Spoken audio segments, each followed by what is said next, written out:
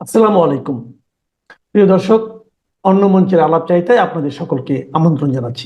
সুপ্রিয় দর্শক শ্রোতা, আসসালাম আলাইকুম।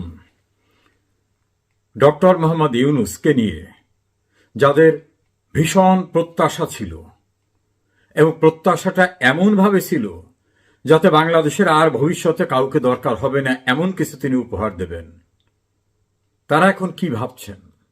সাম্প্রতিক একটি বিষয় নিয়ে আপনাদের সঙ্গে মত বিনিময় করতে চাচ্ছি। আশা করি যে যেখানে আছেন ভালো থাকবেন। শেখ হাসিনা সহ পূর্ববর্তী সরকার প্রধানদের বিদেশ সফর নিয়ে এক পক্ষ অন্য পক্ষের বিরুদ্ধে ব্যাপক সমালোচনা করতেন, এত বড় বহর নিয়ে যাচ্ছে ইত্যাদি ইত্যাদি। ডক্টর ইউনূস একটা বিদেশ সফরে তার সফর সঙ্গী মাত্র 7 জন। বাংলাদেশের প্রিন্টিং এবং ইলেকট্রনিক মিডিয়া সহ অনলাইন মিডিয়ায়, টেলিভিশনের টক শোতে একেবারে ফাটাফাটি অবস্থা, বলে দেখুন কোন মহান ব্যক্তি আসছে, বিশ্বমাঠের খেলোয়াড়। এই মহান ব্যক্তি না আসলে আমরা দেখাতে পারতাম এই দৃষ্টান্ত যে মাত্র 7 জন নিয়ে তিনি বিদেশ সফরে যান। এভাবে প্রশংসায় পঞ্চমুখ হয়ে যারা কথা বলেছিলেন তারা ডক্টর মোহাম্মদ ইউনূসের সাম্প্রতিক নিউ ইয়র্ক সফরকে কিভাবে দেখছেন? জানেন সফর সঙ্গী কতজন? তার 2 কন্যা, তার ভাতিজা, তার বন্ধু বান্ধবী সব সহ 104 জন। 104 জন সফর সঙ্গী। এর ভিতরে তার প্রেস উইং থেকে 11 জন। প্রেস উইং এর 11 জন আর কাজটা কি? সাংবাদিকদের প্রশ্নের জবাব দিতে গেছেন প্রেস সেক্রেটারি, তাকে ঠেলে নিয়ে যাচ্ছে, বলল কোনো জবাব দেওয়া যাবে না, ঠেলে নিয়ে যাচ্ছে তার অধস্তন কর্মচারী যিনি। এটাই হচ্ছে ইউনূস। বাংলাদেশে একটা বেসরকারি বিশ্ববিদ্যালয়ের একজন অধ্যাপক, তিনি বিএনপি ঘরানার মানুষ। তাকে আমি জানতে চেয়েছিলাম যে ইউনূস সাহেবের এই ঘটনাটাকে আপনি কিভাবে দেখেন। তিনি বলেন যে এটা নিয়ে আমার আলাদা কোনো মন্তব্য নাই। আমি তো পূর্বেই বলেছি সে একটা বিশ্ব বাটপার। এই বিশ্ব বাটপারকে নিয়ে আমার নতুন কোনো মন্তব্য নাই। তিনি আমাকে বললেন যে আপনি টেলিভিশনে বিভিন্ন টক শো অনুষ্ঠানে আমি যেগুলোয় থাকি সেখানে দেখেন, আমাকে তার প্রসঙ্গ জিজ্ঞেস করার আগে বলি যে আমার মেজাজ খারাপ হয়ে যাচ্ছে, বাটপার নিয়ে আমাকে প্রশ্ন করবেন না। তা আমি বললাম দেশের অনেকেই তো তাকে বিশ্বমাঠের খেলোয়াড় হিসেবে দেখেছে, আপনি কিভাবে দেখেন? উনি বললেন হ্যাঁ না, সে কিছু খেলোয়াড়, সে কিভাবে বাটপাড়ি করতে হয় এই বাটপাড়িতে সে অসাধারণ। যেমন জাতিসংঘের অধিবেশনে কোনো কাজ না থাকা সত্ত্বেও বাংলাদেশের বড় 2টি রাজনৈতিক দলের এবং তার তৈরি একটি দলের শীর্ষ পর্যায়ে নেতাদের নিয়ে গেছেন। যদিও তার উদ্দেশ্য নিয়ে নানাভাবে তথ্য আছে যে আদৌ সেখানে জাতিসংঘের অধিবেশন না, টার্গেটটা হচ্ছে বিএনপি, জামাত, এনসিপি বিরোধে যাতে লিপ্ত না হয়, ইউনূস তাদেরকে নিয়ে কিভাবে সমঝোতা করবেন সেটাই টার্গেট। এখন বিএনপি নেতাকর্মীরা মনে করছে ইউনূস আমাদের গুরুত্ব দিয়েছে, আমাদের মহাসচিবকে নিয়ে গেছে। বিমানবন্দরে যাওয়ার পর প্রকাশিত হলো তাদের সঙ্গে বাটপাড়ি করা হয়েছে। তাদের যদি জাতিসংঘের অধিবেশনের উদ্দেশ্য নেয় তাহলে জাতিসংঘের কাছ থেকে তাদের গেস্ট হিসাবে অ্যাপ্রুভাল দরকার, এবং তাদের ভিসাটা হবে ওই ক্যাটাগরির ভিসা যে জাতিসংঘে অংশগ্রহণ করার জন্য যে ডেলিগেশন, সেই ডেলিগেশনের জন্য যে ভিসা। আপনারা অনেকেই জানেন ভিজিট ভিসা এক ধরনের, বেসরকারি কোনো সংস্থার আমন্ত্রণে আসা এক ধরনের, রাষ্ট্রীয় অথবা আন্তর্জাতিক সংস্থার আমন্ত্রণে আসার ভিসা একরকম। ভিসায় উল্লেখ থাকে ABC বা A1, B2 এরকম ভাবে উল্লেখ থাকে।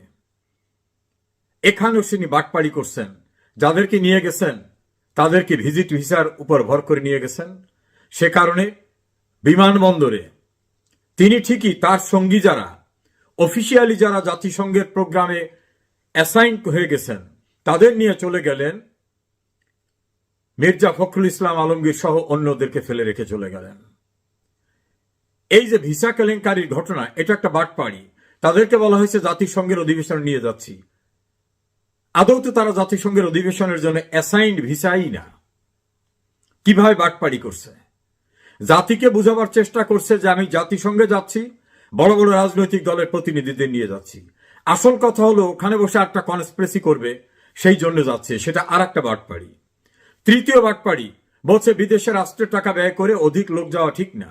7 জনের ঘটনা নিয়ে প্রেস ব্রিফিং এ ফাটিয়ে দিয়েছিলেন তার যে গোয়েবলস আছে শফিক।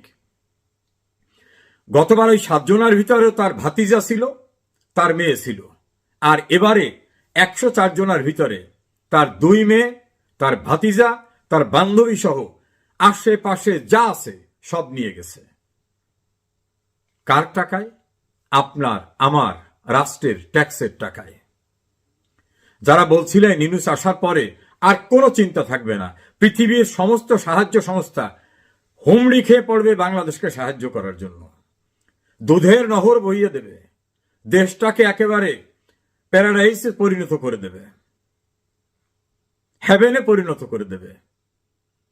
তারা কি জানেন ওনার এই 12টি সফরে কোন দেশ থেকে 1 বস্তা চাল পরিমাণ আসে নাই, 1 বস্তা গমও আসে নাই? জানেন কিনা? বরং রাষ্ট্রের সঞ্চিত টাকায় উনি 3য় শ্রেণীর পুরস্কার নিতে ইংল্যান্ডে টিম সহ এসে দামি হোটেলে থেকে রাষ্ট্রীয় টাকা ব্যয় করে গেলেন, যেটা আদৌ কোনো রাষ্ট্রীয় সফর ছিল না। একইভাবে 104 জনকে নিয়ে যাচ্ছেন। এই 104 জনের জাতিসংঘে কাজটা কি? তারা ওখানে ঘাস ছিঁড়বে? প্রেস উইং এর 11 জনের কাজটা কি? সোশ্যাল মিডিয়ায় দেখলাম অনেক গুরুত্বপূর্ণ মিটিং ওনাকে আদৌ ডাকা হয়নি, অনেক গুরুত্বপূর্ণ রাষ্ট্রপতিদের সঙ্গে ওনার কোনো ছবি দেখলাম না। যারা ডক্টর ইউনূসকে নিয়ে উচ্ছ্বসিত ছিলেন, শেখ হাসিনার সমালোচনা করতেন, তারা মুখ খুলে 2 কথা বলবেন এই বাটপাড় সম্পর্কে?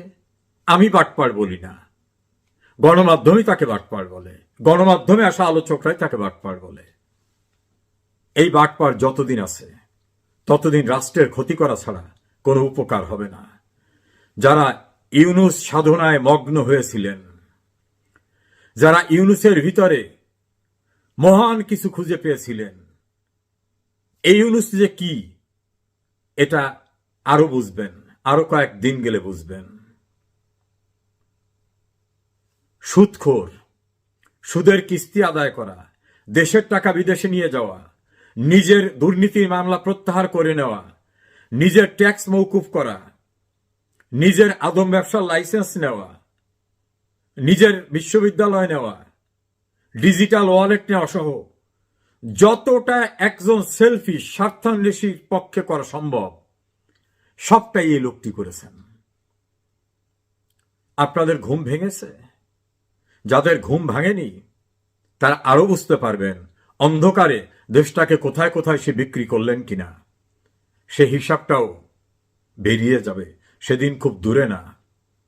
নিজের বিবেকের কাছে প্রশ্ন করুন, যারা এই জাতীয় একটা লোককে স্বাগত জানিয়েছিলেন, তার উদ্দেশ্যে মহান মহান বাণী দিয়েছিলেন, এই বিশ্ব বাটপাড় দেশটাকে কিভাবে ধ্বংস করছে, মুক্তিযুদ্ধের বাংলাদেশটাকে কিভাবে সাম্প্রদায়িক রাষ্ট্রের দিকে নিয়ে যাচ্ছে, কিভাবে দেশের আইন শৃঙ্খলা ধ্বংস করে বাঙালির মুক্তিযুদ্ধের চেতনাকে ধ্বংস করছে, দেশটাকে মপতন্ত্রে পরিচালিত করছে, আইন শৃঙ্খলা পরিস্থিতি, বিচার ব্যবস্থা, প্রশাসন সব কিভাবে ধ্বংস করে দিয়েছে,